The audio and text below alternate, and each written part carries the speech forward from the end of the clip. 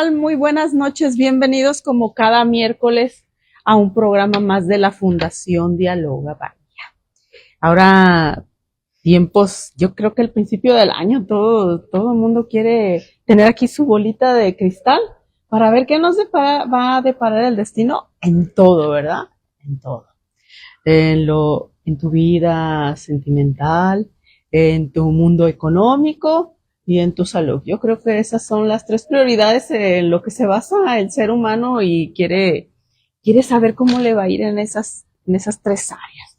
Y luego, pues, busca quién pueda tener esa bolita de cristal, ¿verdad?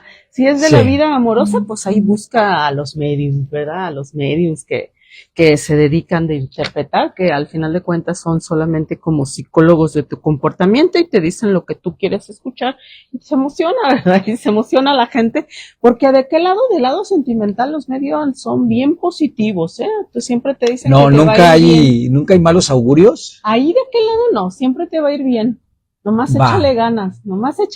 ¿Y piensas que en la profesión económica los augurios en contraste son siempre malos?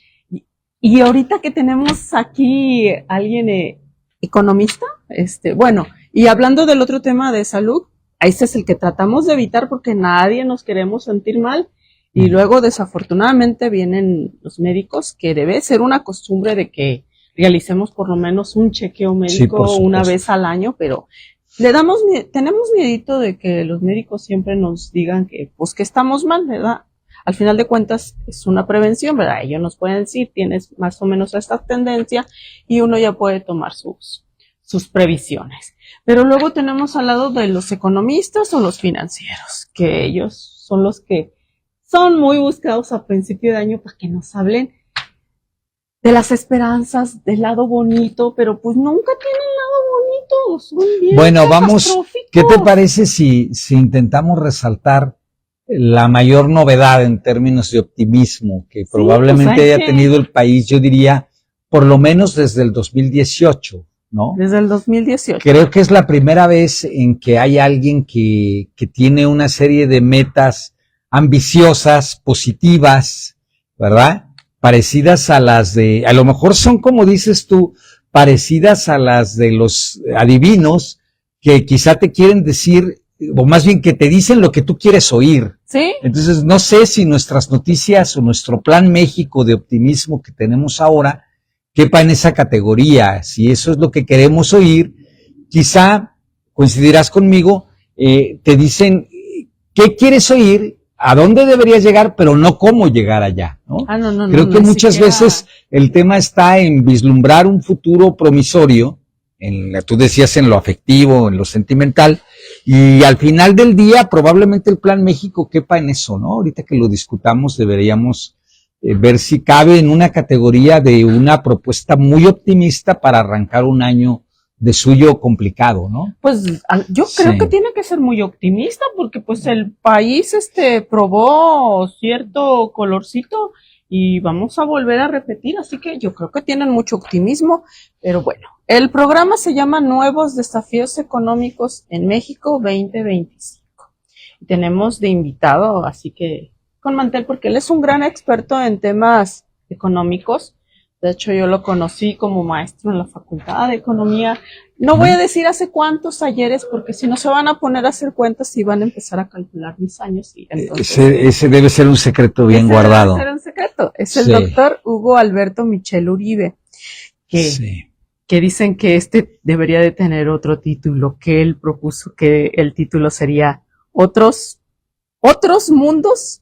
Otros mundos, otros Méxicos son posibles, ¿no? Otros Méxicos vamos discutiendo, si te parece, hoy la visión optimista, ¿no? Sí, vamos siendo, sí, absolutamente. Podemos hablar, digamos, de la perspectiva inmediata y entonces sí tener más un escenario más de claroscuros, o podemos ser completamente optimistas y hablar del Plan México como un viraje estratégico, como una estrategia, valga la redundancia, de cambio, ¿no? Como pues tú quieras. Si quieres, vamos rompiendo con la idea de ser pesimistas que caracteriza a los economistas ahora y guardemos ese capítulo de la negatividad o de la parte gris o negra y hablemos de la parte brillante de un futuro promisorio que se nos está prometiendo. Basado en realidades, ¿verdad?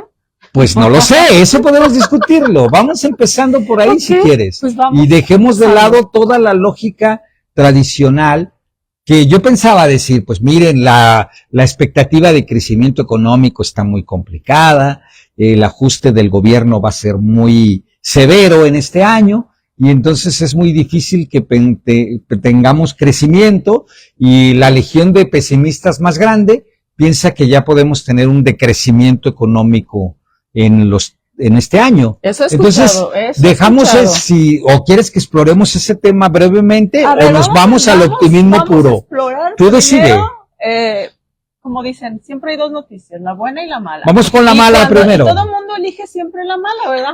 Y la mala, porque quieren que primero le rompan si el quieres, corazón y después que se llene de optimismo. Vamos a la Vamos a la mala y prometámonos hacerlo de la manera más breve posible y menos afectada en el sentido de grandilocuente. Yo no quiero salir como todo programa de proyecciones económicos que luego al rato sales y ya te quieres dar un tiro. Bueno, dices, esto no tiene solución, ¿para qué sigo viviendo? Entonces, vamos con las malas noticias primero, el escenario 25.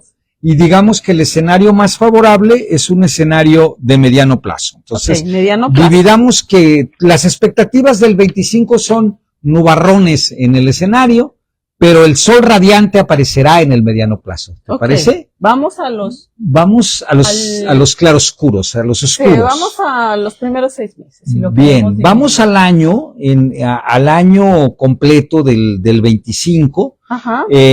Con muchos fenómenos, con muchos cruces de cosas que nos están pasando, ¿no? Uh-huh. Lo primero que habría que decir es que ya algunos de los indicadores ya muestran el pesimismo, ¿no? Sí. Ya vemos el crecimiento de los empleos, estos datos del IMSS, de una manera muy clara, mostrando una menor contratación de personas, una pérdida de empleos significativa ya en algunos meses del año, uh-huh, que nos hace pensar que esto pueda continuar, ¿verdad? Hay una preparación también por parte del INEGI de indicadores globales. Uno es de actividad económica y otro es oportuno. Uno es global de actividad económica y otro es oportuno de actividad económica. Y también muestran lo mismo, ¿verdad? Si ya acudimos a los datos, no necesitamos pensar que lo que viene va a ser malo. Ya tenemos algunas señales de que lo malo está ocurriendo, diríamos, ¿no? De que en este momento ya tenemos una economía más frenada, con una dificultad para alcanzar las metas. Y diríamos que en el optimismo del gobierno, la meta, te acordarás, supongo que ya has hablado de los criterios generales de política económica en otros programas, la meta del crecimiento estaba en 2.5% anual. Ajá. Entonces dices, bueno, pues no es mucho, pero bueno, ciertamente 2.5 es mucho mejor que el promedio del sexenio que terminó. Y sin embargo, la mayoría de los vislumbrantes de sombras dicen que llegaremos a la mitad de eso en el mejor de los casos, ¿no? O sea, no 2.5, sino 1.2 más o menos de crecimiento económico. Sin embargo, también los más al extremo de la negatividad han venido reforzando su posición en el último tiempo, ¿verdad? Y lo han hecho con base en algunos razonamientos que valdría la pena ver brevemente, dado que no le vamos a dar mucho peso a lo negativo. No le vamos a dar peso. Pero diríamos que los nubarrones están ahí puestos, por ejemplo, en esta suerte de sincronización de las políticas fiscales y monetarias para frenar la economía, ¿verdad? Ya se ha platicado mucho que hay que tener una tasa de interés que nos ayude a combatir la inflación. La buena noticia es que no lo hemos hecho tan mal. La inflación ha venido cayendo, ya está cercana a la banda donde el Banco de México siente que ya cumple, que es el 4%. Ajá. Entonces, con una inflación de 4% anual, ya estamos, ¿verdad? La consecuencia es que la tasa de interés sigue siendo muy alta y hacia los nubarrones, la tasa apenas disminuirá en el próximo año, ¿no? Uh-huh. Ya en este año de 25, apenas disminuirá de un 10% a un 8%. Okay. Entonces, no esperemos un movimiento grande en términos de que el dinero sea más barato, ¿verdad? Ciertamente, ese sería el primer paquete de malas noticias. El segundo viene de la política fiscal, que es la sensación de la madrugada, ¿verdad? Es cuando ya se acabó la fiesta, venimos muy encarrerados, ¿verdad? Embotellados o desembotellados de la fiesta, y tenemos que enfrentar la realidad de que la fiesta ya no puede continuar. Y esa fiesta era el déficit público, es decir, la idea de que el gobierno pudiera permanentemente gastar mucho más de lo que tiene como ingresos, ¿no?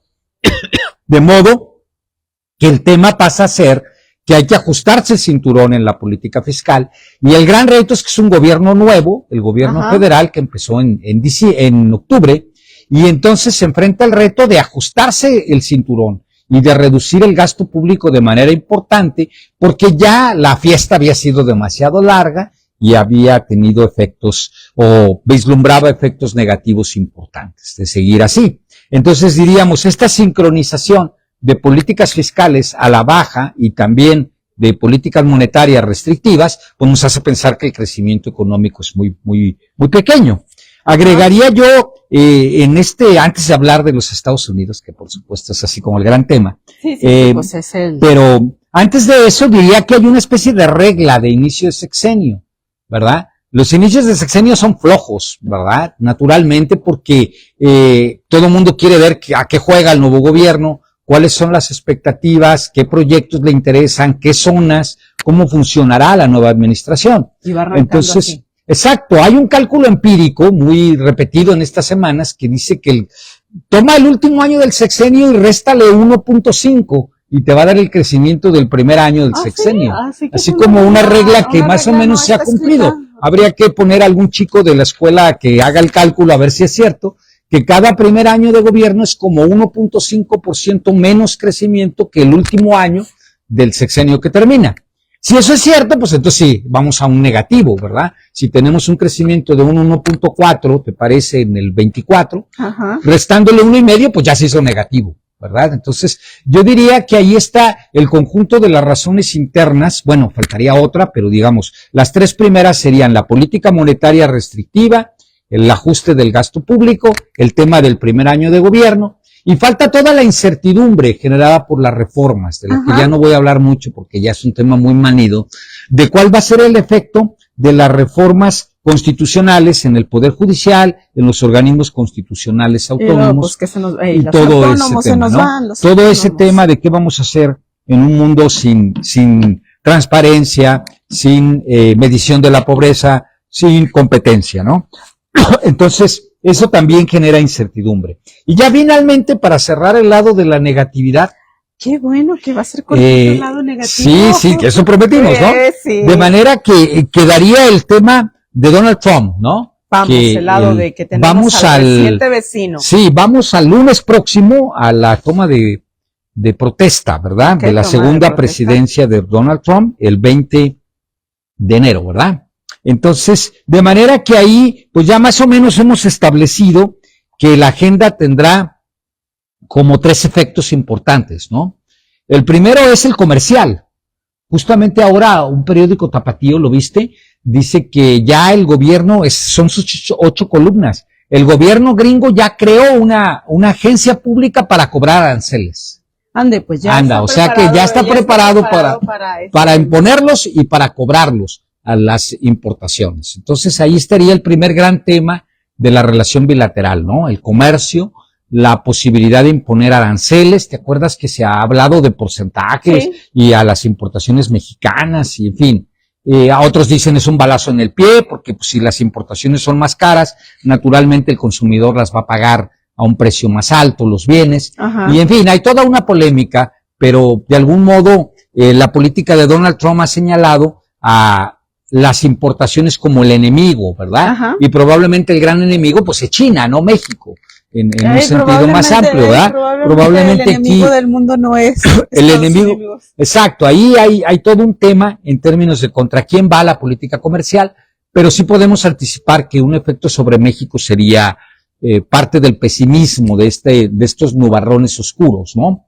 La segunda parte tendría que ver con la migración. Es decir, el efecto más grande sería la devolución de gente a México, mexicanos o no, que vengan a México, y desde luego la caída de las remesas, ¿no? dos problemas, ¿verdad? Dirías, el dinero que no van a mandar por ya no estar en Estados Unidos, y desde luego el tema de en qué se van a ocupar en México, Sí, la ¿verdad? caída de la red. ¿A qué se van a dedicar todas estas personas que vuelvan a su país, no? Sí, porque pues Entonces, aquí el campo no, aquí el campo no es una oportunidad, a pesar y de las que grandes ellos obras trabajan públicas del sexenio anterior, pues ya están concluidas. Entonces dirías, ya no los puedo mandar a trabajar a las obras públicas, ¿no? Entonces yo diría que esa es la segunda preocupación. Y la tercera, pues es netamente el tema delictivo, ¿no? El tema del combate a los carteles, las fricciones. También de la parte mexicana hay que reconocerlo, el énfasis en el tráfico de armas, o sea,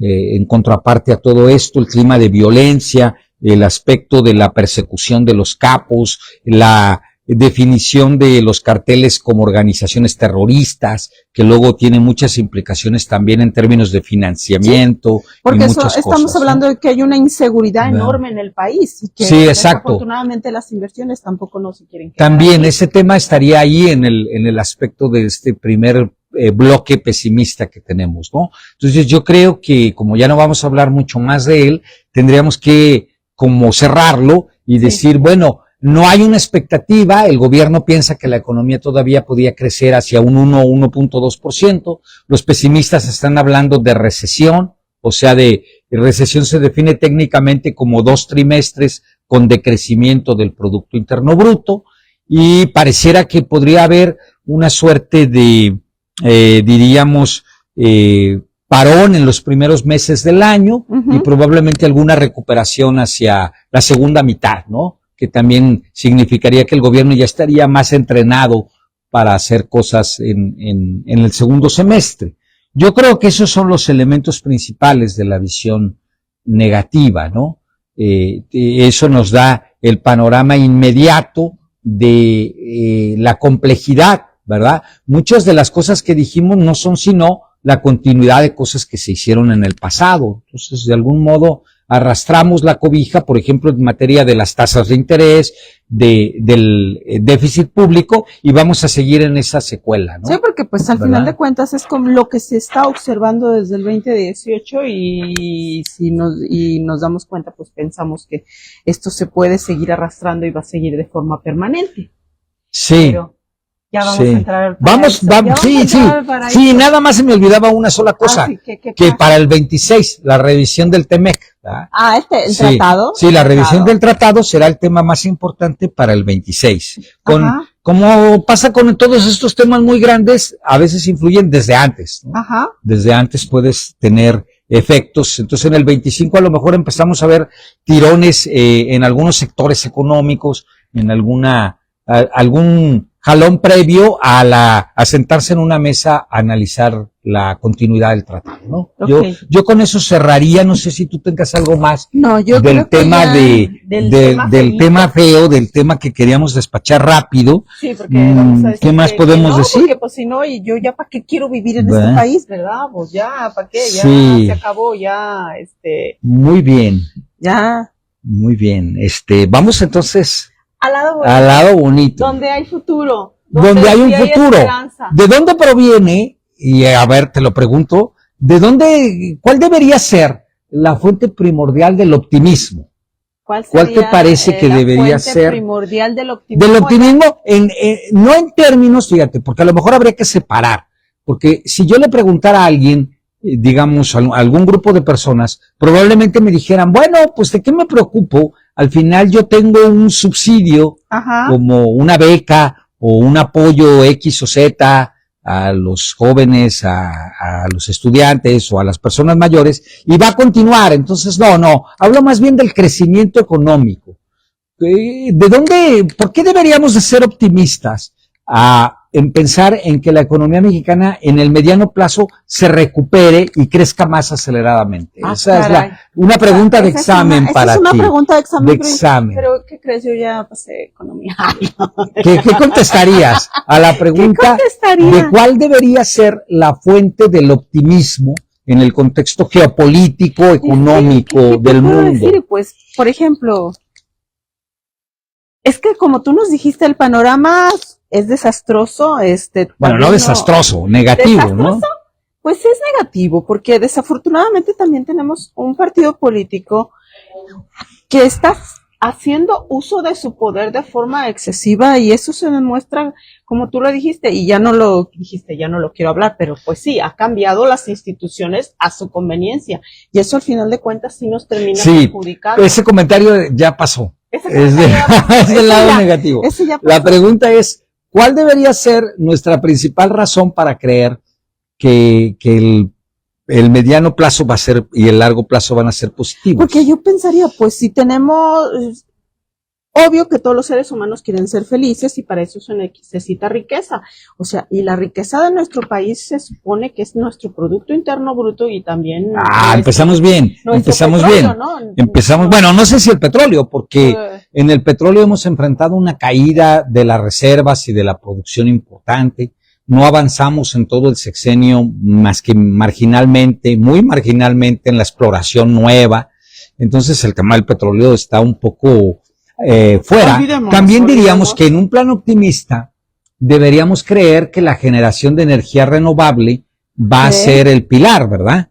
Volviendo por un instante al lado negativo, diríamos que una de las restricciones más fuertes para el crecimiento es la falta de energía, particularmente de electricidad.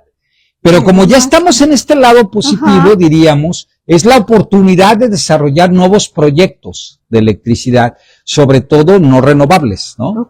¿Te parece? Sí. Entonces diríamos, ya empezamos con las cosas positivas. Sí. Encontraríamos que el crecimiento económico del país, probablemente conflictuado con las energías fósiles, tiene una oportunidad importante de aumentar la oferta eléctrica como punto de partida a partir de las energías no renovables, ¿verdad? Fundamentalmente la eólica y la solar, ¿verdad? Dirías, esas pueden ser los pilares para el crecimiento económico. Seguimos siendo un país muy asoleado, ¿verdad? A pesar de nuestro tradicional dicho de que somos el cuerno de la abundancia, la verdad es que una buena parte del país está todo asoleado y las tierras no son tan buenas, pero podríamos pensar que una generación eléctrica solar puede ser uno de los pilares para sostener el crecimiento económico, ¿no? Me parece que ya habría también, volviendo un poco al pasado, proyectos como el Plan Sonora que ya van en esa dirección, más las nuevas inversiones que pueda haber. Entonces, digamos, no tenemos una fatalidad de los combustibles fósiles.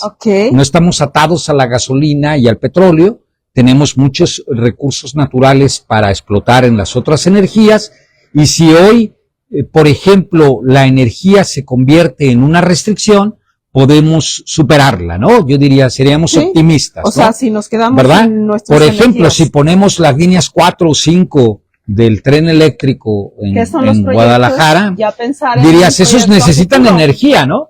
Entonces, esos proyectos de futuro van a necesitar energía eléctrica abundante, entonces Jalisco no lo puede sostener hoy, ¿verdad? Es evidente que tenemos que dar un paso hacia más producción eléctrica, pero no estamos amarrados a hacerlo con combustibles fósiles y probablemente tampoco estemos amarrados a hacerlo con la inversión pública solamente. A lo mejor un sector de inversión privada en energías renovables podría tener un buen desarrollo de mediano plazo, digamos, del sexenio, ¿no?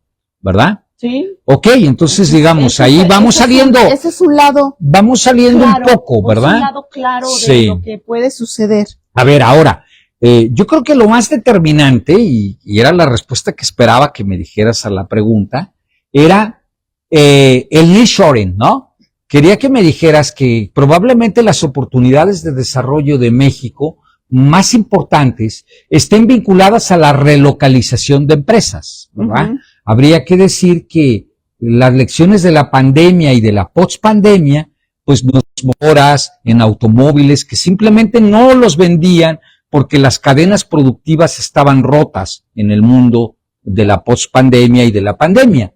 De manera que ese deseo de mover la producción industrial hacia Norteamérica y alejarla de Asia sería uno de los factores de oportunidad ahora que estamos en el horizonte positivo. Diríamos, si México es capaz de atraer esa capacidad de generación económica, pues la relocalización le va a beneficiar, ¿verdad? Tendríamos que poner en un primer plano, te acordarás, el proyecto de semiconductores para Jalisco, ¿verdad? Donde ya Jalisco es líder en producción, pero va a ser lo más. Entonces hay fuertes inversiones extranjeras, privadas, que van a desarrollar el sector de semiconductores en Jalisco, ¿no? Y es un buen ejemplo de los efectos positivos de la relocalización, ¿verdad? También habría que verla en un horizonte más amplio y también a veces más complejo, que tiene que ver con China, ¿verdad? O sea, China va a invertir en México para producir bienes, exportar a Estados Unidos, y eso le va a gustar a Estados Unidos o no, son temas que sin duda forman parte de este horizonte de mediano plazo, ¿no? Pero como estamos en el plan positivo, diríamos, el nearshoring es la oportunidad relevante para que la relocalización de empresas permita un crecimiento económico significativo en México, ¿verdad? Y diríamos, pues a lo mejor matizado hacia algunos sectores productivos, naturalmente, ¿no?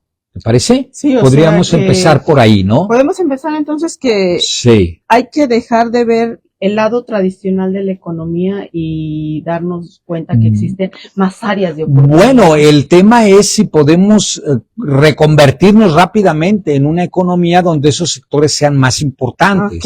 Porque al final, también una de las cosas que tendríamos que decir es que hay muchos sectores tradicionales relevantes, de los que vivimos además, ¿no?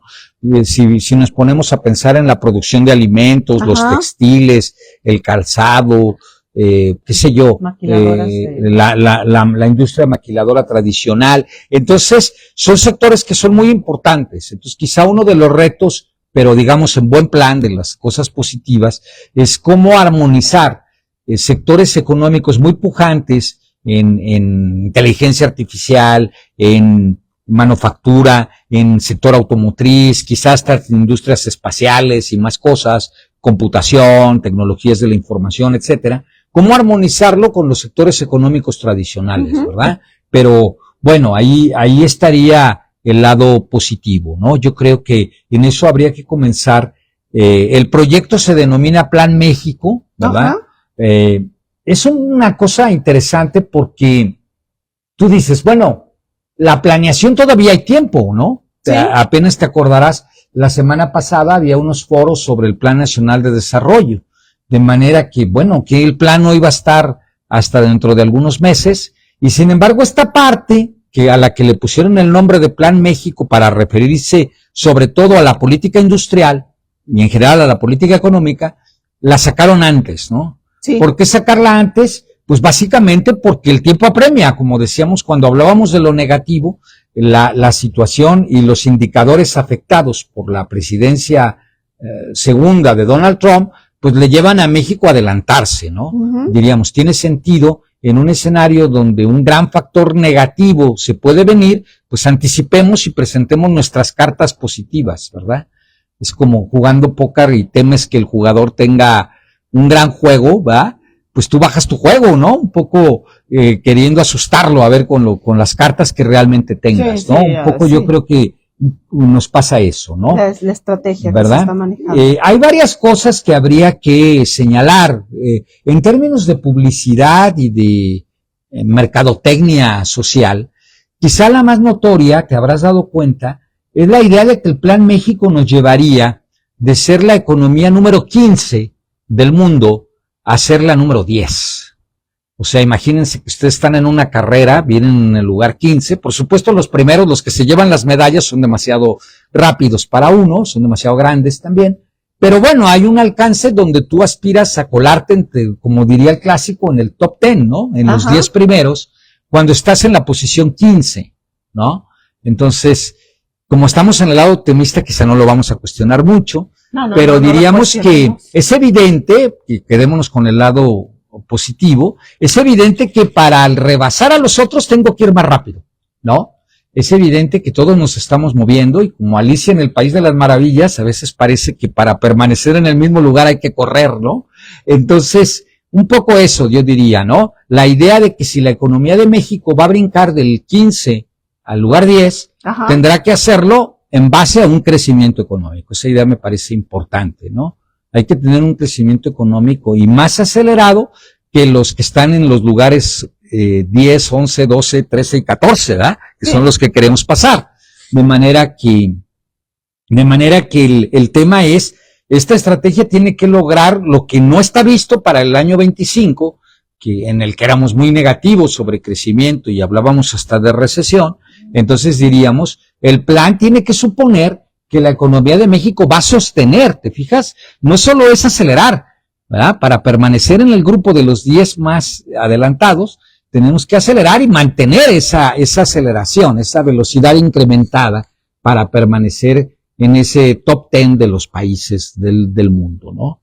¿Verdad? No estamos en un plan negativo, no vamos a decir que ya hemos estado en el top 10 antes, sí, y que estar en el top 10 también implica competir mucho, y entonces no todo depende de nosotros, ¿verdad? Evidentemente el corredor que desea aumentar su velocidad para irse del 15 al 10, pues tiene que tomar en cuenta qué velocidad tienen los otros, ¿verdad? Entre los otros están Canadá, está Australia, me parece, y España, por ejemplo, ¿no? Son los que tendríamos que pasar para ocupar la posición número 10. Entonces, están adelante de nosotros en el tamaño de la economía. Y ahí hay otro tema, Ahí hay otro tema muy discutido. Estamos hablando del tamaño económico, ¿verdad? No del ingreso por habitante, ¿verdad? Somos optimistas, pero también afirmémoslo como es. O sea, no vamos a tener un ingreso de los más altos, no vamos a ser, somos como el país 60 o 70 en ingreso per cápita. Sí. Entonces esa posición no mejora tanto como la de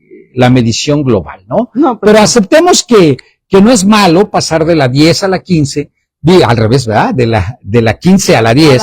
No es malo pasar de la 15 a la 10 porque eso implica un gran crecimiento económico, así sea de todo el conjunto de la economía, aunque el ingreso por habitante no esté aumentando tanto, ¿no? Tan aceleradamente, tanto que se vea quizá así, pues, el tema en México va a ser que probablemente el PIB crezca per cápita, no tanto porque aumente la producción, sino porque el número de habitantes ya va a ir disminuyendo, ¿verdad? Ya lo estamos viendo, ya estamos viendo cómo las pirámides demográficas se invierten, los viejos vamos a representar una parte mucho más grande, cada vez hay menos niños en educación inicial, básica, y entonces, bueno, ahí está el tema de la población. Pero bueno, no estamos hablando de tener un ingreso alto como individuos, sino de que la economía mexicana en su conjunto rebase a varias y se coloque en el lugar número 10. Esa sería, me parece, la manera de enunciarlo, ¿verdad? ¿Hay trampas? Sí, hay una trampa, ¿no? Hay una trampa para facilitarlo. O sea, hay una trampa para facilitarlo. Sí, hay una trampa para facilitarlo y la hemos tomado en México en alguna época, en el gobierno de López Portillo. Como la medición es en dólares, ¿qué te parece que juguemos con el tipo de cambio? Y hagamos al peso artificialmente caro y al dólar barato. Entonces imagínense, si los dólares costaran 10 pesos, el Producto Interno Bruto de México sería el doble en términos de dólares. Entonces ahí habría un truco como la medición es en dólares para todos los concursantes, entonces una manera de ganar tramposa sería la de cambiar la paridad o mantener una paridad artificialmente baja, ¿no? Sí, de esa manera el PIB sería más grande, ¿no? ¿Verdad? Y eso fue lo que nos pasó cuando llegamos a estar en el lugar número 7 de las economías del mundo en la época de López Portillo. Ya sabemos que eso nos duró muy poquito y luego el tipo de cambio hubo que tener una inmensa devaluación porque estaba contenido y los problemas, te acordarás del pago de la deuda externa y todo aquello. Entonces no es una buena salida, pero es una manera de hacer trampa, ¿no? Hacer la moneda nacional más fuerte y entonces son más dólares y por lo tanto podríamos rebasar a alguien con esa maña, ¿no? Pero esperemos que no sea el caso, ¿no? Queremos ser la economía 10ª del mundo jugando, ¿cómo se dice? Jugando fair play, se dice en fútbol, ¿cómo se dice? Juego justo, juego limpio, ¿no? Sí. No con trampas, ¿no? Déjate paso unos saluditos. Sí. Dice la Fundación Diáloga Bahía, dice que es un honor contar con la presencia del doctor Hugo Alberto Michel Uribe, quien nos da su análisis de los nuevos desafíos de la economía 2025. Que bienvenido, estás en tu casa. Muchas gracias. David Moreno, él nos ve desde la Ciudad de México y te manda saludos. Gracias. Ángela Orozco, muchas gracias por estarnos sintonizando. Kenia Morales, muchas gracias por estarnos viendo. También dice Kenia Morales que nos está viendo desde el puerto de San Blas. Va, qué envidia. Sí, nomás que desafortunadamente por ahí hay un grupo musical y está Patío que trae una rola que luego dicen que cantan rock y ese grupo no toca rock, así que no voy a decir el nombre, pues todos sabemos. Pero cae del cielo como el maná. Ándale, sí. Paulo Alejandro López González dice que te envía saludos, que es tu amigo, dice, saludos a mi amigo Hugo Michel. Ah, sí, claro, por supuesto, Sí, igualmente, muchos saludos. excelente profesionista. Anda, Pau, yo no sabía que tenías aquí de amigo a Hugo Michel, nada más de lo que uno se entera. También Paulo es de las personas que más nos sintoniza, ¿eh? Muy y aquí bien. estamos, Paulo, por algún comentario que tengas, alguna duda. Aquí tenemos al maestro y al doctor Hugo Michel.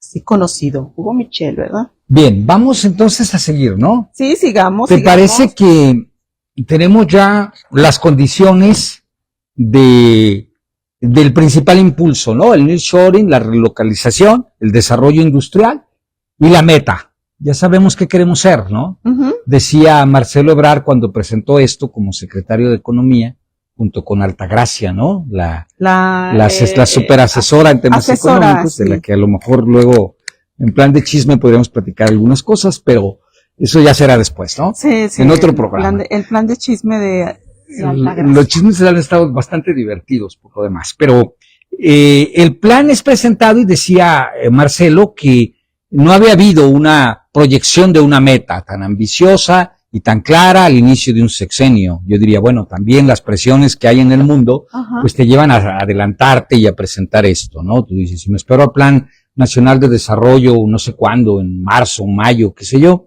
pues es muy complicado, mejor de una vez, ¿no? Como la presidencia de Trump empieza apenas el próximo lunes. Sí. Bueno, ¿qué hay que hacer? Un poco, hablemos, ya dijimos, ¿a dónde quiero llegar? ¿Cuál es el contexto general? Ahora, ¿qué hago para llegar allá? Un poco, ¿dónde está el acelerón? ¿Cuáles son los pasitos, los múltiples pasitos que habría que hacer para lograr esto, ¿no? Ajá. Y bueno, ahí habría que decir que hay también ya una estrategia, ¿no? Podríamos discutirla, de hecho creo que es un tema para especialistas de economía internacional. El tema de el valor agregado de la economía, ¿no? Es decir, cuánto a las mercancías que existen, a las materias primas, mejor dicho, cuánto valor le agregamos en México y cuánto proviene del extranjero, ¿no? Más o menos el 50% del consumo es abastecido con componentes nacionales, uh-huh, ¿no? La idea es que eso aumente, ¿no? Hay un objetivo específico al que se le da por llamar, se acordarán, genéricamente hecho en México. Incluso te acordarás que tenía un águila como símbolo, era toda una campaña y sí, toda una estrategia, para ¿no? Que se consumiera lo hecho en México, exacto. Está bien hecho. Y entonces habría que discutir, ¿verdad? Y es un poco el tema en que varios se debaten, porque la estrategia es muy vieja y ha correspondido a épocas verdaderamente de proteccionismo. Es decir, hecho en México era la justificación para cerrar la frontera, prohibir la importación o gravarla severamente y esperar que los consumidores mexicanos consumiéramos los bienes producidos aquí, porque casi era nuestra única alternativa, ¿no? Tú eres bastante más joven, uh-huh, que yo y seguramente la mayoría de los escuchas lo son, por fortuna. Yo soy lo bastante viejo como para recordar las épocas en que incluso una televisión japonesa, Sony, Panasonic, era un bien raro y había que conseguirlo a veces ilegalmente, meterlo al país desde las fronteras, desde fuera de la frontera, y la producción nacional era muy mala, ¿no? Los bienes nacionales uh-huh, eran muy malos, eran caros y malos. Entonces, creo que ya no hablamos de eso, ¿no? Ha causado un poco de controversia, diría yo, la idea de que volvamos a esos modelos que te acordarás se llamaban industrialización sustitutiva de importaciones. Uh-huh. Yo creo que la idea de aumentar el producto o el componente nacional en la producción no es eso, ¿verdad? No veo a México que quiere reclamar a Estados Unidos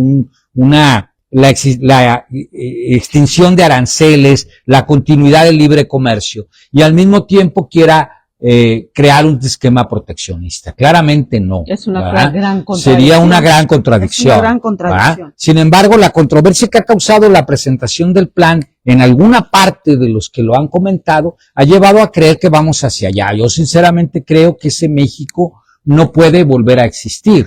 Lo que tenemos que encontrar son los mecanismos para hacer que la producción nacional sea más atractiva, y eso pasa por la calidad del trabajo, por los procesos productivos, por la capacitación de la mano de obra, ¿no? Por las oportunidades en términos de la logística que tiene la región norteamericana. Y ahí aparecen nuevos elementos de la estrategia, ¿no? Por ejemplo, la idea de desarrollar nuevos parques industriales, hasta 100 nuevos parques industriales, ¿verdad? Áreas especializadas. Probablemente uno diría, pues hagámoslas lejos de las grandes ciudades que ya se nos están convirtiendo en un problema de movilidad, de agua potable, del tiempo de las personas, de la calidad de vida. Y bueno, hay una estrategia, ¿verdad? Siento que en el caso nuestro de Jalisco, pues no sé, probablemente siga creciendo el área metropolitana, ¿no? A lo mejor expandiéndose hacia Chapala, hacia el Salto, hacia allá, ¿verdad? Que parece la zona más factible. Y nuevos parques industriales, se habla de un estímulo a nivel nacional para conformar 100, donde puedan instalarse las empresas. A nivel nacional, sí. Y también con ello, la idea de que el gobierno lo haga más sencillo, que creo que eso también siempre será una buena noticia, sí, que la tramitología calculada o estimada para esas inversiones, en ¿qué te gusta? 2 años y medio, pueda reducirse a 1 año desde el momento en que tienes la idea hasta que la aplicas. Entonces, digamos, al menos en el papel hay la noción de que hay que facilitarlo, no solo en términos de una instalación, ¿verdad? Si tú lo analizas, pues dirías, aquí me está diciendo implícitamente que ese parque tiene que ser sostenible y tiene que encontrar la energía que requiere de combustibles, de electricidad, que va a tener el agua suficiente para los procesos productivos, ¿verdad? Te acordarás, por ejemplo, de la mala experiencia de la cervecera en el sexenio pasado en Mexicali, ¿no?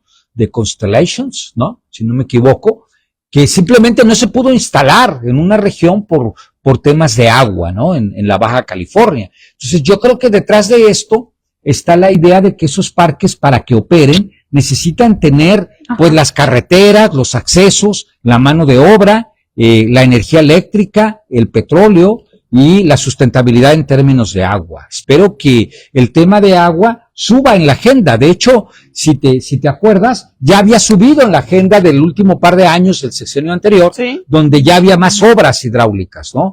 Aquí en Jalisco lo hemos visto probablemente un poco menos, pero sí, bueno, no, ni tanto, ¿verdad? Porque alguien me puede decir, es la época en que también se hizo la presa de Zapotillo, ¿no? Entonces dirías, realmente hay una preocupación por los temas de sustentabilidad en las ciudades y también en los nuevos parques industriales, ¿verdad? Sí. Vinculado con eso está el tema, pues, de la tramitología, también está el tema de los empleos, ¿verdad? Estamos esperando un disparo importante en términos de empleos especializados y de formación. También diríamos, si esto es coherente, un impulso como el del Plan México tendría que venir acompañado de mayor gasto educativo, coincidirás. Tendríamos que esperar que una estrategia así, simplemente hoy no tiene los trabajadores que se requieren, habría que decirlo a las claras. Tendríamos que formar muchos recursos humanos y hacerlo rápido, ¿no? Que si uno revisa el caso de los tigres asiáticos, te vas a encontrar eso todo el tiempo, ¿no? Que el esfuerzo de crecimiento está muy asociado a desarrollar el sector educativo, la formación técnica, ¿no? ¿Verdad? Y en algunos casos hasta en básica, ¿no? Sí.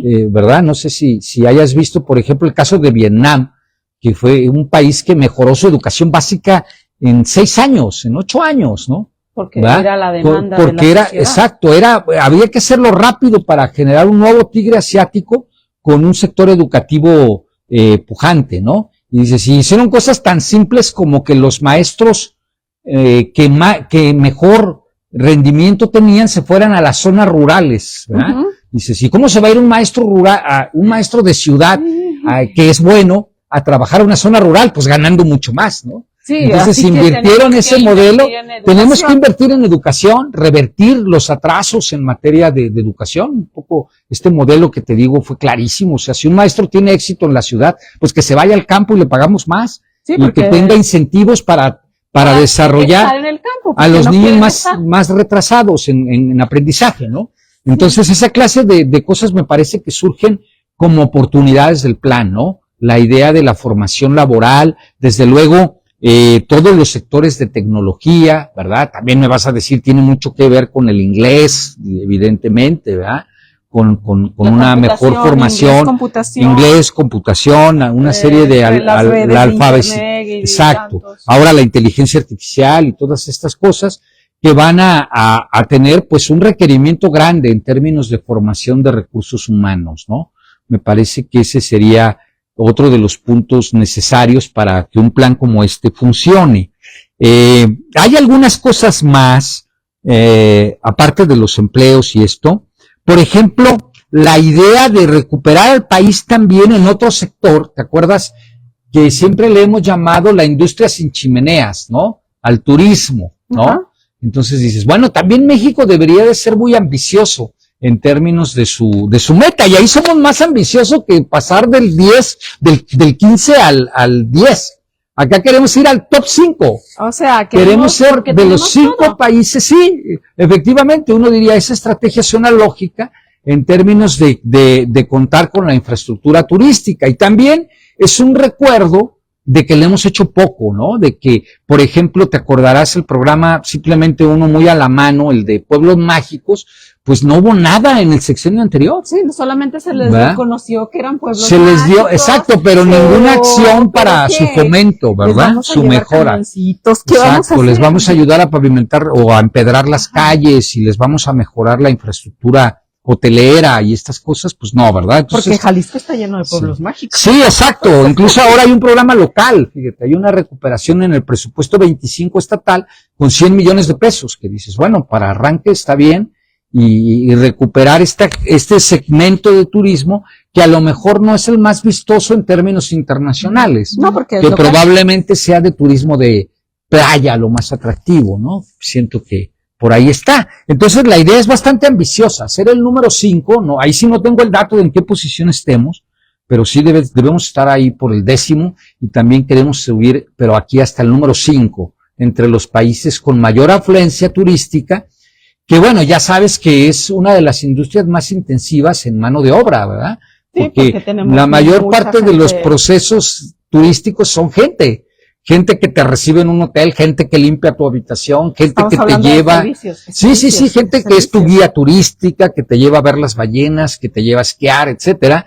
Todo es muy intenso, muy intensivo en mano de obra. Entonces es una buena noticia, creo yo, tener una estrategia de que el sector turístico despunte a ese nivel, fuera de la industria manufacturera, que es lo que básicamente hemos dicho, ¿no? Yo creo que esa sería otra de los propósitos importantes, ¿no?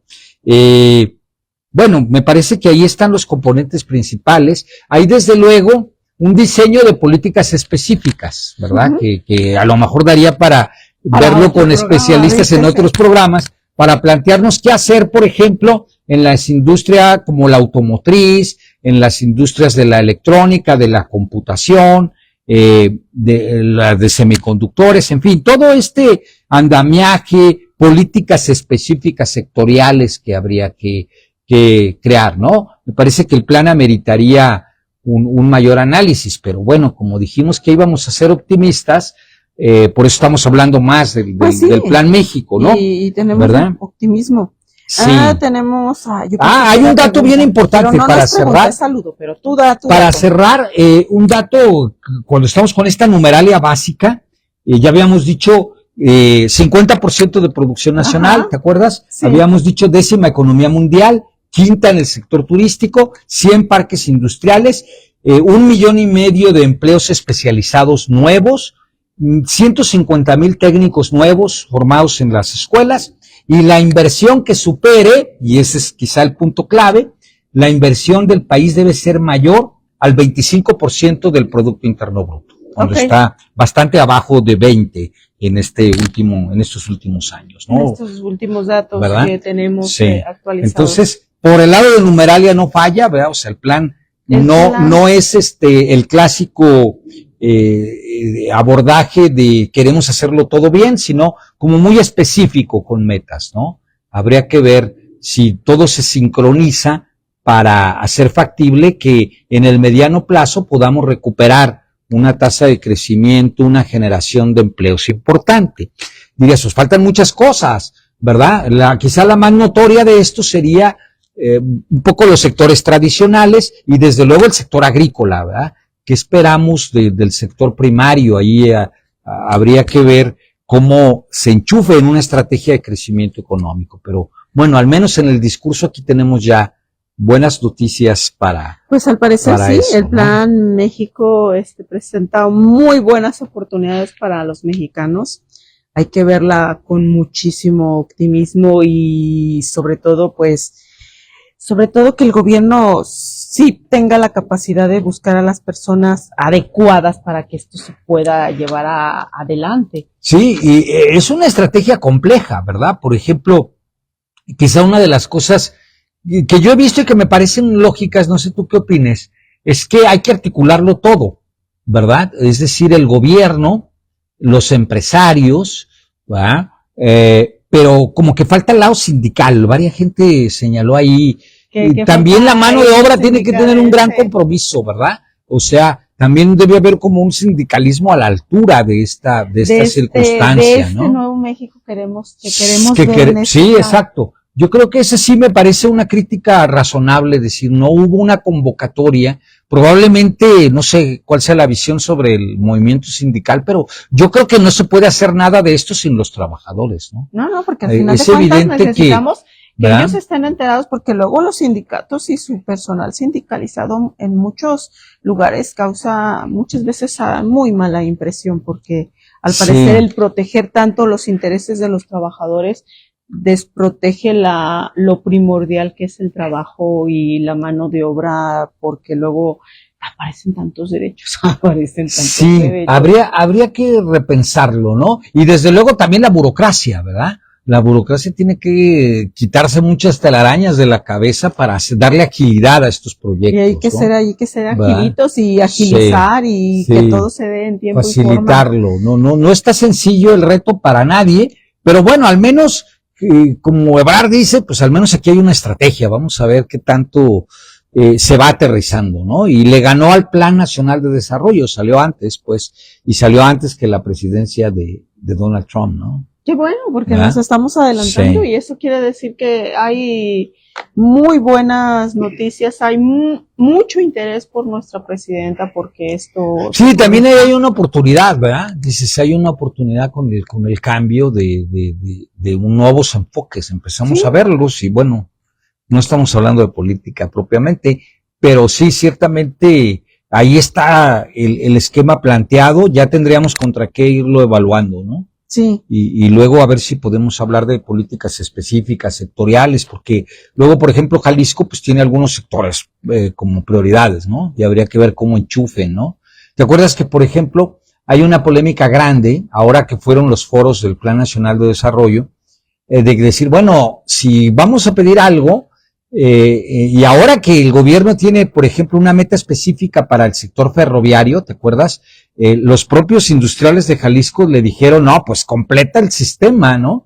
Y un paso crucial para este sistema de transporte ferroviario de carga es el tramo Guadalajara-Aguascalientes, por ejemplo, ¿no? Que ha llevado muchos reflectores, ¿verdad? Y que no está aquí en el plan, pero que tú digas, un plan como este implica completar una infraestructura. Es como si quisiéramos hacer más eficiente el plan de movilidad interno urbano del estado y no tienes completa Avenida Patria. Espero que ya esté completa, ¿verdad? Sí, por ejemplo, o sea, dices, hay lagunas, ¿sí? O quieres la movilidad y no tienes inversiones en transporte colectivo, ¿no? O no hay persona que realmente estudie cómo está el sistema del gran pulpo camionero, ¿verdad? Exacto. Tenemos que fijarnos en cada uno de los detalles. Sí. Se nos va bien rápido el tiempo. Tenemos un último saludito. Yo pensé que era comentario, pero no, es un saludito, dice.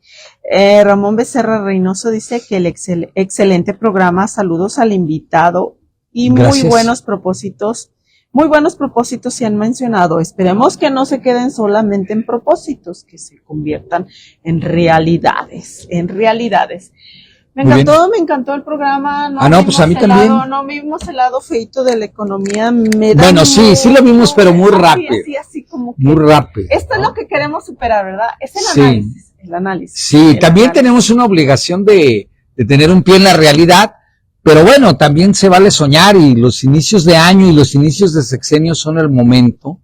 Vamos a ver qué tanto se articule. Es un esquema complejo, insisto, en que muchas voluntades se tienen que sumar, pero al menos ellos usan una cosa con la que ya me gustaría terminar, que esa es la carta de navegación, ¿no? ¿Sí? Esa es la ruta por la que vamos a ir, vamos viendo si no nos pasa lo que a Ulises en la Odisea y nos enfrentamos a monstruos y a huracanes en el trayecto, ¿no? Y no tenemos semidioses en el camino.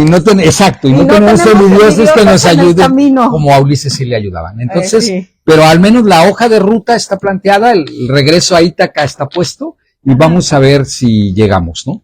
Sí, ¿verdad? Pues muchas gracias, gracias a todos los que nos sintonizaron, muchas gracias al maestro Auxencio de la Rosa que está por allá apoyándonos. Doctor Hugo Michel. No, pues siempre, a la orden. Muchas gracias. Es toda una cátedra escucharlo. Ya se me cayó la pluma, ahorita la recogemos. A todos muy buenas noches y por favor repliquen el programa. No todo es devastador. Siempre hay que conocer sobre los cimientos de lo que podemos construir. Y los cimientos no son favorables, pero bueno, las esperanzas. Bueno, hay muchas cosas positivas, ¿no? Sí, de los cimientos. Hay un país, digamos, no partimos de cero, hay 130 millones de personas, pues. Sí, y afortunadamente tenemos a muchos expertos, como por ejemplo el doctor, que es maestro doctor Hugo Michel, que puede aportar mucho, y mucha serie de expertos que tenemos en este estado y en este país que pueden aportar mucho y hacer que este proyecto y estos propósitos y esta carta de buena voluntad de la presidenta se haga realidad. Muchas gracias y buenas noches. A ti, muchas gracias. Hasta luego.